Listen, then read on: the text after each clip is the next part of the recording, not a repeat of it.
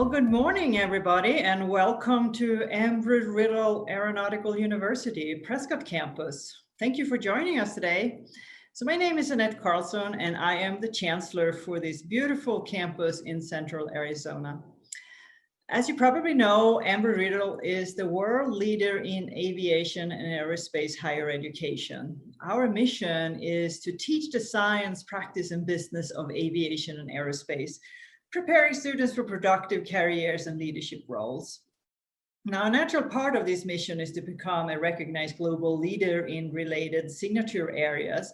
And one example of that is the important area of aviation cybersecurity. So our campus is a DHS and NSA designated National Center of Academic Excellence for Cyber Defense. Our cybersecurity bachelor degree program is one of the very few in the world accredited by ABET, which is a true attest to its high quality. So now we will see a short video about the program, and that will be followed by a welcome by Dr. Drape, who is the Dean of the College of Security and Intelligence. So welcome, thank you for joining us today. Definitely feel like people are starting to recognize that I have the skills and ability, and when they recognize that I come from Embry-riddle, they automatically recognize that I'm coming from a great school with great professors, great education, and all around just a great program in general. I've interned at 2 different companies. My first one was with a GPS navigation company located in Kansas, and my other one was with a major amusement park located in California. And I was actually able to get hands-on experience at the company, helping to integrate new tools, softwares, and processes, because you never think about rides, attractions, maybe stuff that's powering other things in our world are powered by computers, and all computers are vulnerable. All the professors here have industry experience. They want you to get out there. They want you to achieve your goals, and they're going to help you every step of the way to get to where you want to be. My name is Michaela Adams. I'm a cyber intelligence and security major at Embry-riddle Aeronautical University, and I'm excited for my future in the cybersecurity industry.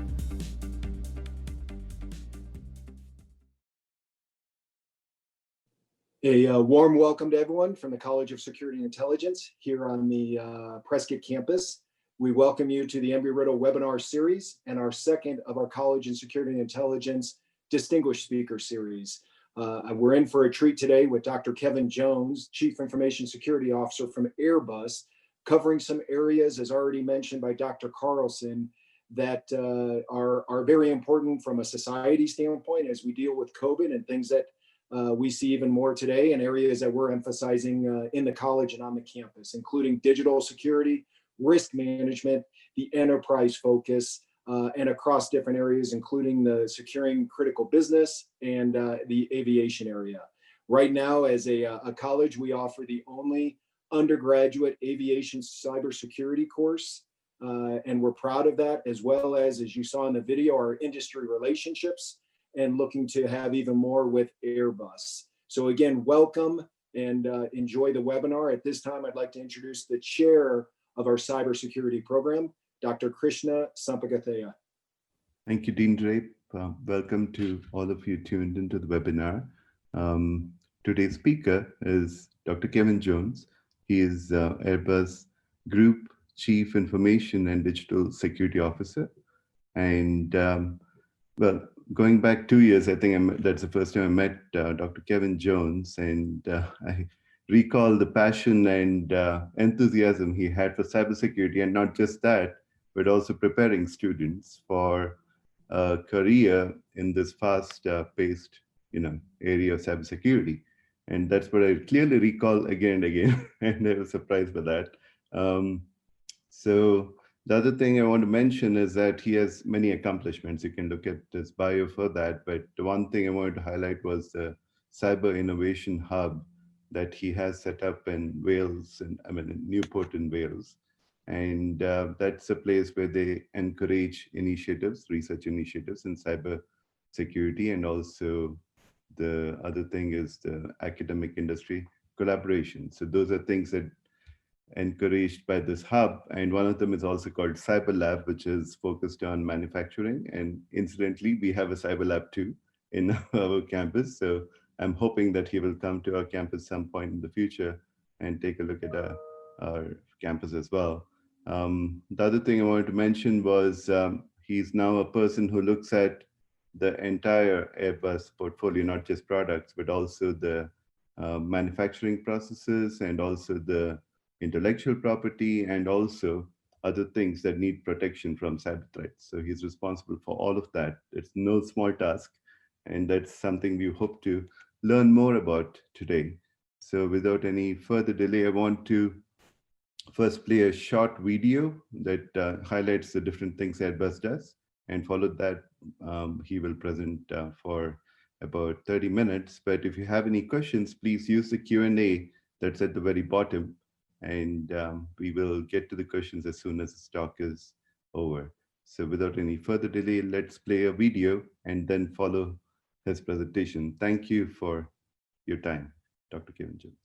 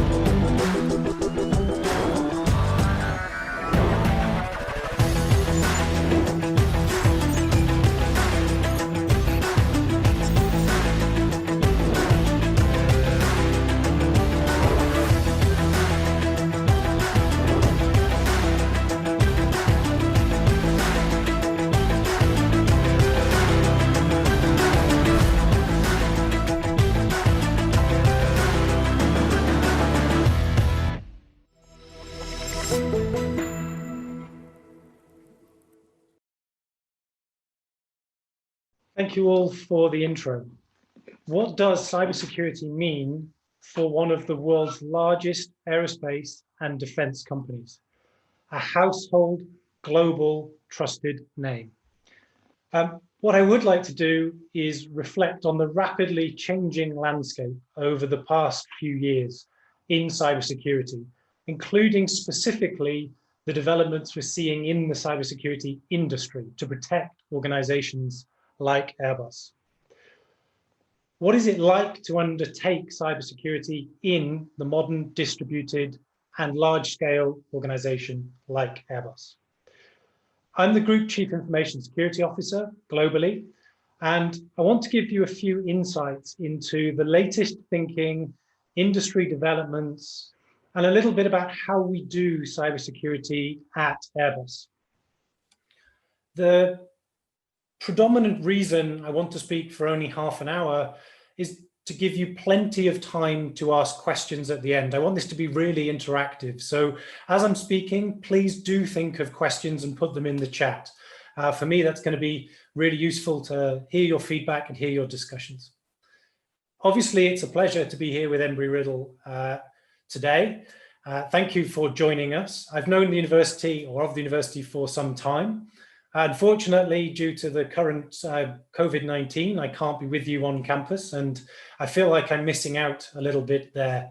But I'm very glad that we can do this virtually, and I hope to be with you all at some point in the future. And with that in mind, I'd also like to wish you, your families, and all your colleagues there at Embry-riddle all the best during this global crisis. If I go back to Airbus, and specifically when I talk about global and distributed, what do I really mean by that? The first thing I want to say is what differentiates us when it comes to most businesses, but specifically in a cybersecurity program, is the scale at which we operate. I mean, just to give you some figures really, the global enterprise is about 134,000 people in the workforce. We have 35 countries, including a footprint in the US as well. And we operate at about 180 sites worldwide. We're headquartered in Toulouse in Europe, and we're roughly about 60 billion euros revenue. But that global footprint by itself means that we have a huge challenge to defend ourselves at scale. We're made up and composed of 3 divisions. We're the world's first or second largest commercial aircraft manufacturer, depending on if you're talking to us or Boeing. We also, though, have a defense and space division and a helicopters division. And actually, we're one of Europe's largest providers of defense aircraft, defense systems, secure communication systems, and the same, one of Europe's largest manufacturers for helicopters. And to do that, we have a significant supply chain, about 12,000 suppliers, critical suppliers or key suppliers in Airbus commercial alone. So what does that mean? And how do we actually implement our cybersecurity program in Airbus? So the first thing to say is most cybersecurity programs in businesses are actually just looking at IT. Ours is very different. So we actually have 4 pillars of application to our digital security program. Obviously, IT. We have nearly 300,000 endpoint devices. As you saw, hundreds of thousands of users that will connect into our systems and infrastructures, including suppliers and extended enterprise. So the IT challenges we face are already really quite significant. But we must also consider the fact that Airbus is a manufacturing company. So product security is really key for us as well. And manufacturing security is really key for us as well. And then we make product, safety critical products. So inside our engineering teams, we also have product security teams.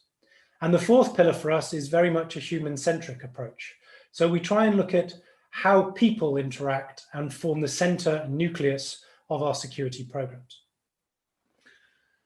And when we do this, we really look at 3 key areas: people, process, and security technologies, preferably in that order. And you need all 3 of those that underpin your security program.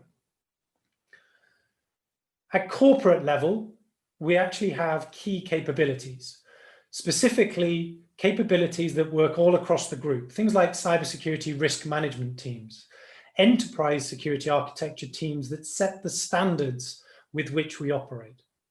We then have our detection and response teams, which is the SOC and the CERT, the operation centers, and the emergency response teams that will respond in the event of a cyber incident against our company and will actually help us to recover very quickly and ensure we don't have business impact or disruptions from a cyber event. And then we also have at corporate level a red team, a pen test team, if you like, the team that will actually do evaluation of our own security. We would much rather we do that than the attackers find flaws in our systems before we're able to fix them. So our red team actually works across all 4 of those pillars, and we actually have specialist teams that will do deep dive evaluations, security evaluations on product components. So for example, aeronautical components and avionics components, as well as our IT infrastructure and the systems that will go into our manufacturing productions. And finally, at corporate level, we have an innovation and scouting team that is very future looking. One of the things about cybersecurity is our landscape changes almost every 6 months. New threats, new risks, new technologies being embedded into our business. So it's very important that we engage on innovation and scouting to see what's coming and make sure we're leading edge in our security programs. And that's one of the reasons we engage so much with universities as well. Something a little bit unique about Airbus, specifically because of the way in which we have this at scale and this multiple division approach, is that we actually implement security in a federated model. So we have divisional CISOs and obviously a corporate or group CISO that oversees the security program in each country and in each division. There will also be heads of product security in engineering, right close to the production of a helicopter or a defense system or an aircraft, that will specialize in how we implement security practice on those products. Likewise, for industrial, there'll be specialists accountable for the security in the manufacturing teams and the manufacturing departments. So that really gives us localized accountabilities in operations, but centralized reporting and coordination. And obviously, for us, we focus on compliance, regulation, and a risk-based approach. We have a huge stipulation for compliance and regulation, especially in our safety critical environments. Airbus is going through a digital transformation, like most companies. And you can see here the Airbus universe. There's a few things you'll notice from this wonderful diagram from our marketing teams, but actually reflects into how we do operations today. Firstly, we're moving into hyperconnectivity. So we want to have connectivity, more data coming from all over our ecosystem. And that connectivity has to be secured. So we could have, for example, in future Airbus world, data coming from an aircraft, which then helps us in a digital twin to take that live data into our next generation of aircraft design and then onto the manufacturing floor very quickly and seamlessly. But that only comes from hyperconnectivity. Everything's connected to everything. It's also data driven. So we must look at big data analytics, how we store data, where our data is represented, and how we secure and label that data. And a lot of these topics I'll come to shortly. We're seeing an increase in the mobile prevalence of our workforce, definitely working remotely in these COVID times as well. Cloud integration and moving to cloud services, software as a service, platform as a service, through our suppliers as much as directly ourselves. We're seeing a lot more automation in everything we do, including in our cyber defenses as well. Excuse me. And obviously, artificial intelligence or machine learning, more applicably, is coming into the decision-making that we're having in our platforms and in our operations. And there's some really interesting research around adversarial AI, machine learning, and cyber analytics that we're doing to help protect the future of our systems as well. But what that really means for us is we are also having to undergo a cybersecurity transformation in everything that we're doing, because we have to keep up with where the business wants to go, and we have to protect against the emerging and evolving threat landscape that we see. What I would like to do is just pause for a minute and switch the viewpoint, if you like, from the defensive perspective to the offensive perspective. And there's a really good reason for that. And the reason is, if you don't know your adversaries and the techniques, you can't design a good security program for you. And in Airbus, I've actually just rolled out the new cybersecurity strategy, bringing all those capabilities I talked about earlier to life. I'm working with the teams and the colleagues across the 4 pillars to implement that cybersecurity practice. But if we take the attacker's view, then we know what defenses we need. We can look at the level of assurance in our infrastructures, and we can see where we need to be going in the future. Most attackers will follow, or certainly the advanced sophisticated attackers, the real high-end attackers, will follow what's commonly known as the kill chain. They follow a number of steps that we want to do. So I'm going to quickly go through the kill chain, because when I'm talking about security technologies and the latest technologies that we can implement, it's important to reference them back to which stage of the kill chain we're hoping to try and either detect or prevent an attacker. And the earlier in the kill chain we can do that, the more chance we have of protecting or preventing a serious incident on our infrastructure and our systems.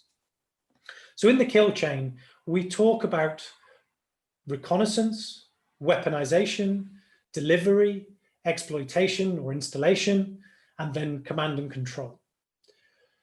Obviously, in the reconnaissance phase, attackers will be trying to find as much information about our people, about our business, about our networks and infrastructure as possible in order to craft the attack and in order to give the attack a best chance of success.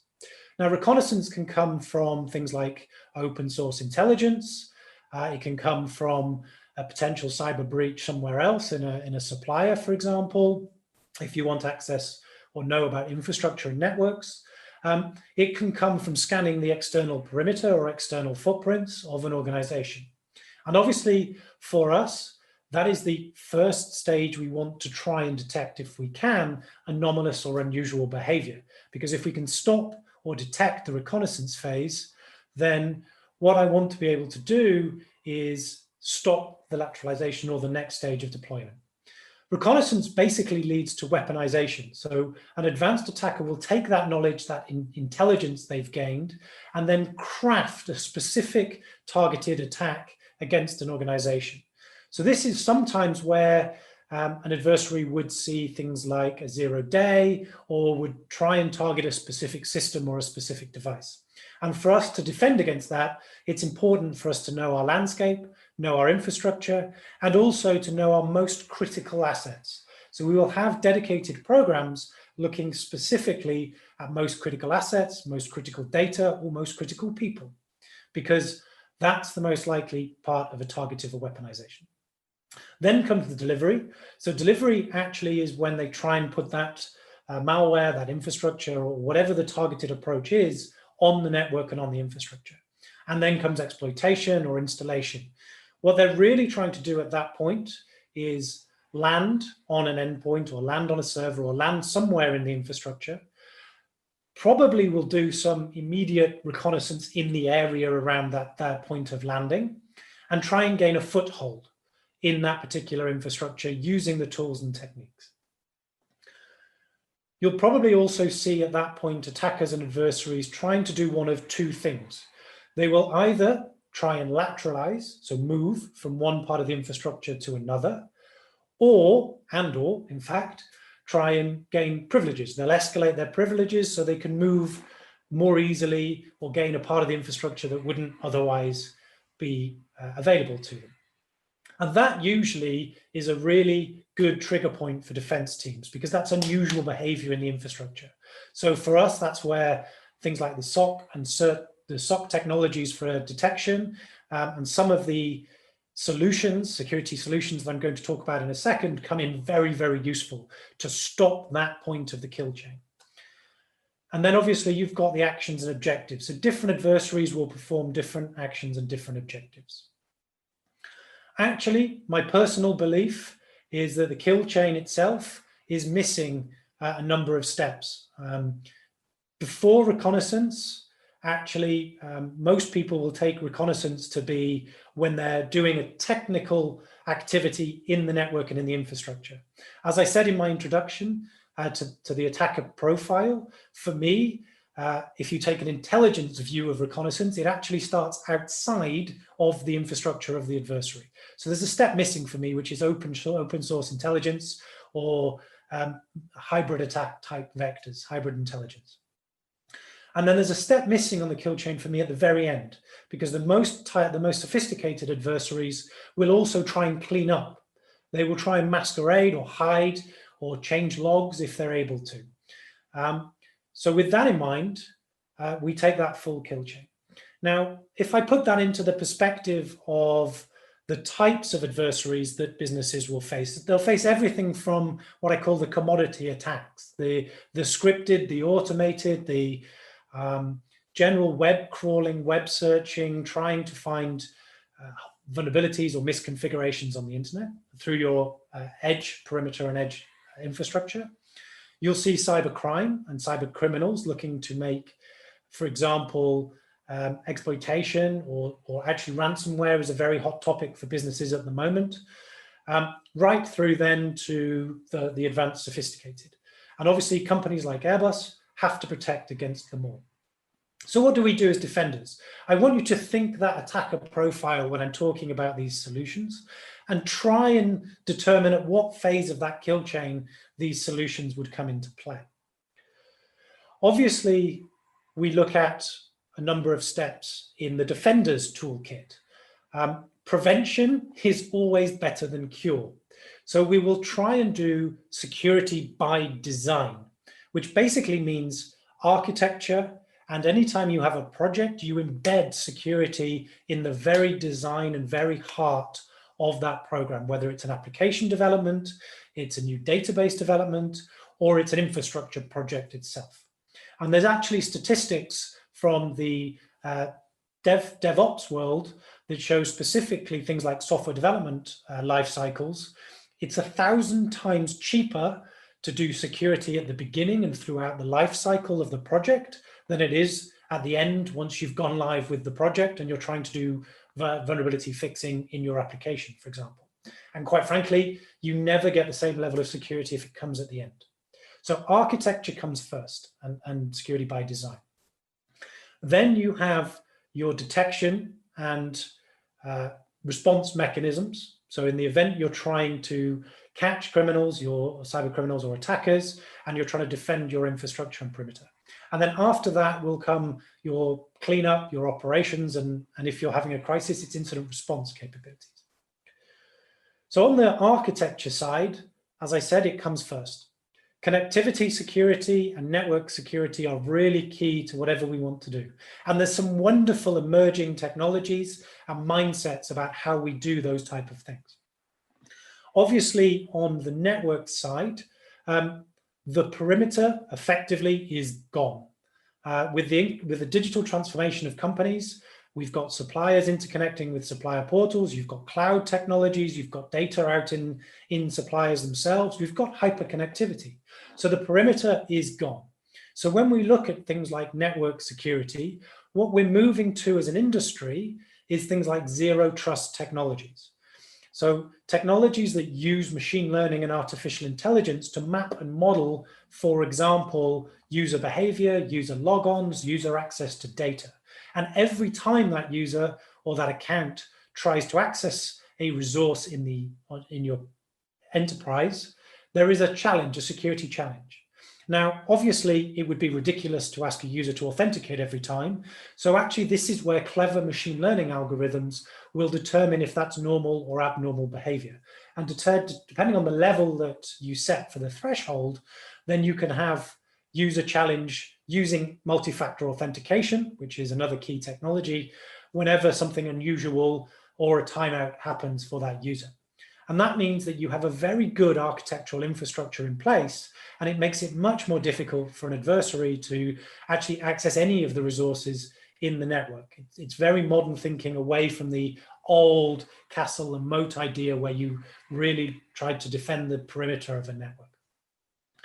We're also seeing in network security a move for things like SecOps, so going really back to the design of networks properly, architecturally networks, including things like virtualization, SDN, and even to a certain extent, things like software-defined infrastructure, so software-defined firewalls, rollout, all of those type of things. One of the biggest and most interesting technologies I've seen emerging in the last few years, though, is this notion of deceptiveware. So the deceptiveware, the idea is you put false flags out or tokens, honey tokens out into the network. That could be false credentials. It could be false systems or applications. It could even be false infrastructures. And the idea is that when an attacker or an adversary scans those or interacts with those, you know something's abnormal in your infrastructure. The original idea of deceptiveware was actually as a tar pit to try and slow attackers and adversaries down so they didn't know which credentials were real or fake. But actually using them as a honey pot or honey token, honey star is a really effective way. We're also seeing, though, an abundance of technologies on the endpoints, things like micro virtualization around applications. So each application works in its own VM, for want of a better term, which makes it much more difficult if an application is exploited using a buffer overflow or a vulnerability, for that then to have an impact on the box and for somebody to break out of that application. There are some challenges around usability and user experience with virtualization, but it's a really interesting technology. Endpoint detection and response tools, EDR, is really the future or the advancement on antivirus. So no longer are they using signature-based I mean, people are using signature-based, but using much more holistic AI-driven approaches and embedding much more in the detection and response capabilities across the piece. And finally, companies like Airbus, who have a lot of proprietary data, intellectual property, have data loss prevention, DLP tools in the infrastructure and in the estate, because we want to be able to track where our data is moving, if people are trying to email it, or it's on an endpoint where it shouldn't be, or an attacker is trying to access that data. Again, it stands very much as the future. Then we have cloud security, cloud encryption, and cloud data brokers, all really important. I mean, looking at the industry as a whole, configuration of cloud services is actually one of the high priorities. But we also have a number of techniques via the cloud providers on encryption. For monitoring, then we have security operations centers that are using things like orchestration and automation. So potentially we can see as organizations, thousands of attempts at the edges each day from automated scripts and automated tools. So it's important that our own security operations centers are automated to filter those out. Where the attack attempts are not successful, it's blocked by our security tools. We can automate those, track them, and automate the responses. It makes our L1, our level 1, level 2 security analysts much more effective to concentrate on other anomalies out there. But that's really data-driven approach. And it also prevents us from being swamped by the types of attacks that you would see. What I will also then talk about is red teaming. So our deep dive evaluation team are expert at reverse engineering. They reverse engineer hardware, software, and they will find vulnerabilities. They present the vulnerabilities they find through our ethical disclosure process at hacking conferences all over the world, including Black Hat, DEF CON. And Airbus is much more secure because we test our own security. And we do that on IT, OT, and product as well. And we'll also do things like threat actor or threat intelligence, tracking the adversary's tools, techniques, and processes or procedures that the adversaries will use, which then feeds back to our attack detection, because we know immediately if we can see an alert that looks something like a TTP from an advanced adversary or from somebody doing specific, the way we respond can be much more efficient and much more targeted. The red team can also work with the blue team, the defense team, to create what's called a purple team as training exercises. So our red team will actually attack our own teams. And finally, in our transformation, we're looking at human-centric cybersecurity. So really, the aviation sector as a whole has a history of taking human-centric approach in everything we do, from our customer design, our aircraft design, the way that we look at aircraft incidents to improve cockpit design, cognitive burden, cognitive load, adopting black box thinking. So when something goes wrong, really analyzing why those decisions were made, why in the system that happened as an ecosystem. But not many people do that for security. And what I want to do, and what I'm really driving hard in Airbus, is to adopt this human-centric black box thinking approach. And we're just starting out on that journey, but this year we've created a human-centric cybersecurity team. So if I now look beyond the perimeter, actually, those zero trust, shift left topics don't just apply to us as a business. We want to apply it beyond our perimeter in application development, in the cloud where we have our service providers, all across our supply chain to reduce the risk from supply chain third parties, specifically in extended enterprise where the suppliers have connectivity or interactions to our services that we operate on the edge of our infrastructure in DMZs, for example. And we have to understand that attackers will exploit all of these areas beyond our perimeter. So it's important in our security program to look beyond just what we're doing as an actual business and an enterprise as well. I was asked specifically to deep dive a little bit on industrial security because for us, one of the highest risks is actually around industrial. We're a manufacturing company. So when we do a risk assessment on our cyber attacks and impacts from cyber attacks, the consequences of a cyber attack on our IT estate are significant, potentially running into hundreds, billions of euros for a very, very severe attack. But then we look at an industrial environment and we say, this is really what our business does: manufacturing aircraft, manufacturing helicopters, manufacturing satellite systems, or defense procurement. So for us, we have to have major programs in our industrial estate as well, and we have dedicated teams for this. It won't come as a surprise to you, though, to learn that the approach to our industrial security is very similar. We start with security architecture, we have security monitoring and security operations, we have incident response and forensics, all about our security capability in manufacturing. Actually, Airbus has roughly 15 production sites plus 10 assembly lines worldwide, including France, Germany, Spain. We have Mobile in Alabama in the US, Canada, and China. We operate precision engineering in the way that we have our facilities, operated by robotics and smart tooling, but it's still quite manual centric. We have a just-in-time supply chain that needs protected, but most importantly, we have a sophisticated quality assurance process. So when we're looking at cyber risks on industrial, actually it's disruption to production, it's availability, that is one of our key areas, because we have sufficient safety and we have sufficient quality measures in the way that we produce a safety critical product. We couldn't do it without those. But we want to take care of all areas in terms of the security landscape. So confidentiality, integrity, and availability still apply. There are some things that are unique about industrial security, for example. In a security architecture, we're working with real engineering systems. We don't rip and replace those systems like a laptop every couple of years. So actually we have to encapsulate the security architecture around systems that were sometimes not even designed with security in mind.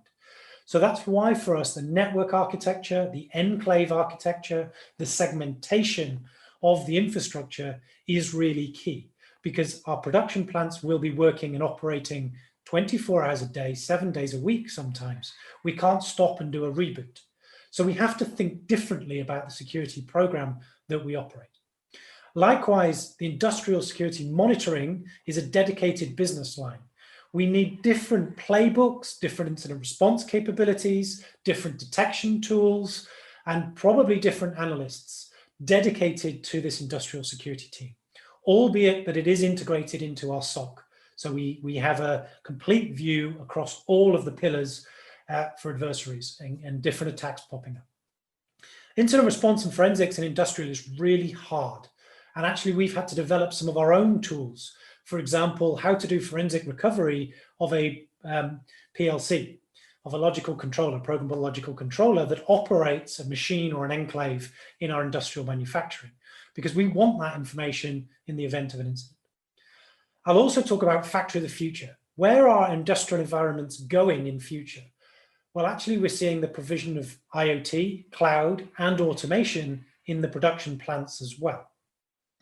So we have to look at how we're going to protect and integrate smart tools, IoT, rapidly technology, data-driven and hyperconnectivity into a production environment. And that can only come from good architecture. What I want to highlight, though, is I talked about that as if it's coming, if it's the future. I want to tell you that future is here today. What I'm sharing with you here is IoT-enabled screwdrivers. We've got smart toolboxes that know which tools are out on the shop floor, which ones are used most.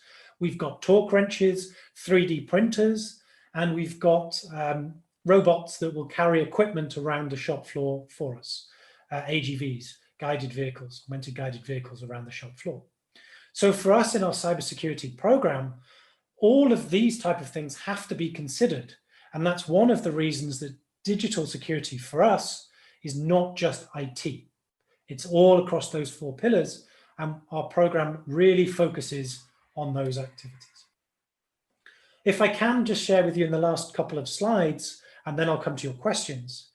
I want to look more generically now at the cybersecurity industry and say why the cybersecurity industry is still has challenges that we have to solve. On the red team side, we must think like an attacker. It's not just about pen testing a web app. And I see a lot of people coming into the industry saying they can use Metasploit or Burp Sweep, and they're able to develop this web app pen testing or run the pen testing tool, as I often hear. But actually, when the best pen testers, the best security testers that we know, first learn how networks work, they learn the fundamentals, because if the tool doesn't do it, you can still think like an advanced, sophisticated attacker, developing your own capability or using the landscape around you to try and move. And that's why, for us, we need to mature the way the red teams work. And that's when it becomes truly valuable for business, when we can do that and really write reports. Most importantly for businesses, actually, and this is something Airbus really drives, is it's still important to be part of the community, the researcher community. So we actively engage with people on vulnerability disclosure, and our red team goes out and presents what we do at conferences and events, because that knowledge that we bring back is really key. Security metrics are still a nightmare for us as an industry. We have quite good technical metrics now, but we must have more automated metrics to help us make effective decision-making. And we have to make sure we're defining the right metrics for the company. So the metrics for the board are different to technology, but also the metrics that Airbus has will be different to the metrics an SME will have, or Embry will have in your own security program and posture. So metrics are a real challenge. Also, don't forget, bad metrics drive bad behaviors. Complexity is the killer. So complexities of interconnected systems. We've got to do better at understanding the dependencies of our infrastructures. Data classification, if you haven't classified your data and you don't know what it is, you can't protect it. So for me, that's really important. Playbooks for detection, response, containment, cleanup, return to normal. Let's share them. Let's do a far better job and practice and rehearse your playbooks and your crisis management teams. You do not want to be using that for the first time in anger. And then finally, have a technology focus. Don't forget, cybersecurity is a multidisciplinary domain. It is not just technical. We have risk managers, we have psychologists, we have business partners that all work in security. We have governance specialists. All of those things are needed in a security program. And without them, the program does not work. So as an industry, we must recognize that cybersecurity is multidisciplinary. So my final view, my takeaway messages for you if you're implementing a security program. Put cybersecurity at the board and risk level. It does not belong in IT. It's a discussion for the business at the board. And that way you'll get better buy-in, better visibility. Follow the data in everything you do. Consider IoT and infrastructure at the heart of the security program as well, not just IT. Monitor your supply chain and your extended enterprises, because that's one of the places attackers will come from, and you'll likely see business disruption. Find security metrics that make sense to your business and to your organization. Think like an attacker, and above all else, plan for a cybersecurity incident and test those plans. And I think I'll stop there for a quick breath, pause, and let you put some questions to us. So thank you very much for listening to me. Dr. Jones, thank you. That is a very, very insightful and exciting talk for all of us interested in cybersecurity. Now, if I can, I know we won't be able to go through all the questions, and I hope you do get a chance to come and see us and we can talk more in person and answer all the questions. But what I'll do is to categorize the questions into, areas and ask you generally about the areas themselves. Let's start off with artificial intelligence. So yes, you mentioned machine learning and use of it in cybersecurity, but how about the cybersecurity of machine learning? Because you know that with AI comes the risk of false alarms and missing things that are probably threats. So how do you address that aspect? So that's a really good emerging domain, actually, as companies rely more and more on AI and ML. So there is a research domain called adversarial machine learning, adversarial AI. And we actually, in our research team, have some dedicated projects looking at this. So can people seed at the very conception of your machine learning models false data? And at that point, you can then have a business impact because of that. The other part of AI and machine learning actually that you want to consider is it in itself becomes a tool for the attackers. So we will likely see in things like the social engineers toolkits, the ability to send videos like this one, replicated with me saying something that I'm not actually saying, or replicate my voice in a phone call to somebody as part of a hybrid cyber attack. And the idea would be you make it more realistic that somebody's going to do that financial transaction or that area. So for me, AI and ML has two areas that we want to really consider when it comes to security: adversarial and its own use as the toolkit for the adversary. And I've actually written articles on the emerging war of AI, because as we put ML and AI in our defensive toolkit, then the adversaries will do the same on their side. And we will also see this, can you go underneath the wall to impact our defensive capabilities? So I think that's a real area to watch in the next couple of years. And this is kind of an adjacent question in the same. If you use machine learning to learn from data from flight computers, for example, do you think there is value there? Because when you think of security, think of it as an asset protection. Do you think machine learning used for flight computer data-based detections, do you think it's useful? So I'm going to separate out here between AI in the avionics and in the flight, because we want deterministic approaches and deterministic controls. What I will think you'll see, though, is the advancement of AI in some of the kind of more back-end systems and some of the data analytics systems that are to offer services to passengers, for sure. And certainly in the way that we will monitor security of aircraft fleets. So we will need specific models that deal with the data that comes off an aircraft. And if we look at the data that comes off an A320, for example, if we turned on all of our data sources, we will generate roughly a terabyte an hour of flight. So we have a huge amount of data. So we can't offboard all that. We don't use all that. And it's used for different reasons. But certainly in our decision-making about, not in flight control, but decision-making around other things, then we'll see an emergence of AI and ML for sure.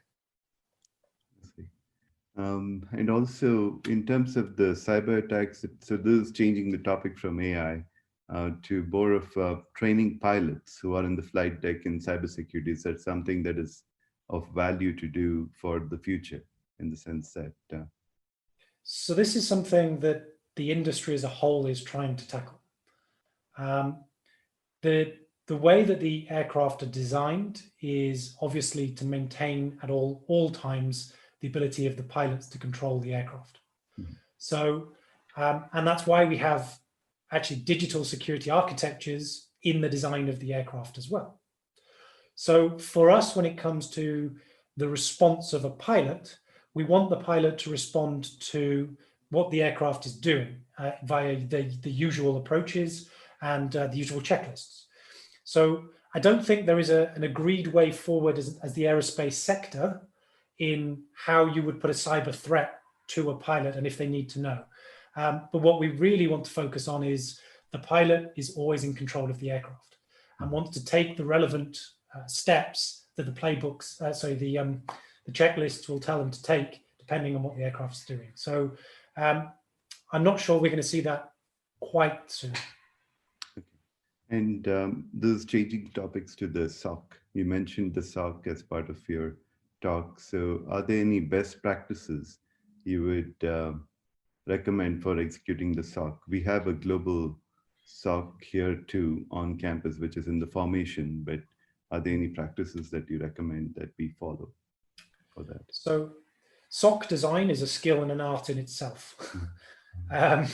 So generally the tips that I would say for the SOC is start looking at your infrastructure. What data are you able to get? What logs do you want to generate?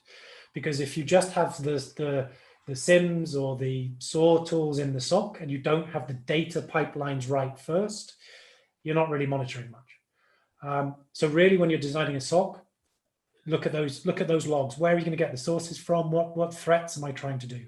There's frameworks like the MITRE framework that you can benchmark yourself against as to the type of attacks you want to detect.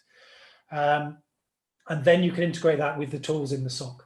What we're seeing is really a deluge of data when the SOCs grow at scale. So then you start looking at this automation and this SOAR technologies and tools. But really the biggest tip I will give you in SOC design is look end to end. Where's my data coming from? How do I pre-process that data? What attacks am I likely to want to detect against? And then how do I do that? And then finally, what skills do I need? How many people? What skills do I want from analysts? How do I have my playbooks? How do I have my incident response and escalation? So all of those things come into really how you design a SOC, but you can't do it in isolation. And this is going to supply chain as a topic. So you mentioned that as well. So supply chain, there are US and there are international, customers for Airbus. So in terms of requirements, delivery requirements, do you have different for US versus international for cybersecurity? Yeah. So Airbus actually has a number of different annexes, supplier annexes, or effectively cybersecurity directives that we will issue to our supply chain. And it depends really on where you supply in our business. I mean, 12,000 critical suppliers just for aircraft design are very different to the suppliers we will have in our defense business, for example, where you'll have additional annexes for national security requirements. So the short answer to the question is yes, there is always supplier security annexes in our suppliers, which will determine our rights with the suppliers, the way they'll have to interact with us and the security posture that they will have. But it really does depend on the supplier and what they're supplying in which part of the business, to what extent those annexes fit. And they will meet all and are linked to all national security, data protection regulations, and obviously when it comes to aircraft, to our obligations under industry regulations as well. Okay. And this is for quantum computing. That's a big frontier that's coming or expected to come by 2030, for example. Is that something that is being considered in terms of how do you protect your current encryption protocols, for example, that you might be using against quantum computing? So from a security point of view, quantum computing is another one of those hotly debated and hotly discussed topics. I think for me, obviously, you can debate for hours how close or how far away the development of a true quantum computer is. When it comes to cryptographic techniques, we are definitely doing tech watch. What I will say is actually quantum computing breaking all cryptography is a myth. It breaks some cryptography, and unfortunately it breaks RSA and some of those that underpin the way the internet works. But there is a lot of quantum safe or quantum resilient cryptographic techniques out there, and more being developed. If you're really interested in this topic domain, DARPA actually has an exceptionally good program. And it's one of its grand challenges is on post-quantum cryptography or quantum resilient cryptography. So I definitely advise you to look at what DARPA is doing because there's some great work there. Okay, thank you. And so changing a little bit to, I met you as a, head for cyber innovation and talent scouting, right? So in terms of your advice for students who are looking to enter maybe digital security or maybe even aviation cybersecurity, because that's a huge area that's coming up, what kind of advice would you have? How do they prepare for such areas? So the first thing is you're definitely going into the right area. There is going to be jobs for you for many, many years to come. And it's actually one of the most exciting areas to work in because it's forever changing. And literally no 2 days are the same in our industry. Specifically, how do you get in the industry? There's two ways really. You can either really deeply specialize in a subject, whether that's a technical subject or a technical field, whether that's risk, compliance, governance, pen testing, red teaming, architectural design, or you can be a generalist. But what I really would say is if you want to make it in this industry, have a real passion for the industry. There is a real plethora of people. As a community, it's incredible because so much resource is out there for free. It's not like any other sector where you have to really have a prescribed book, or just the internet is full of people willing to give you advice for free. And always have that passion, because if you don't, you'll be out of date very quickly. Don't just learn tools. I know we get hung up, and when you're looking for jobs, it's can you run this tool or that tool? Really look at how systems work, how systems are architected, what the tools do. And that's my advice to go into a technical domain. If you're not interested in a technical domain, then that's okay too. But try and understand the risks, the landscape, the attacker profiles, at least at some level, because then you'll make the best risk analysis, the best architects, the best people.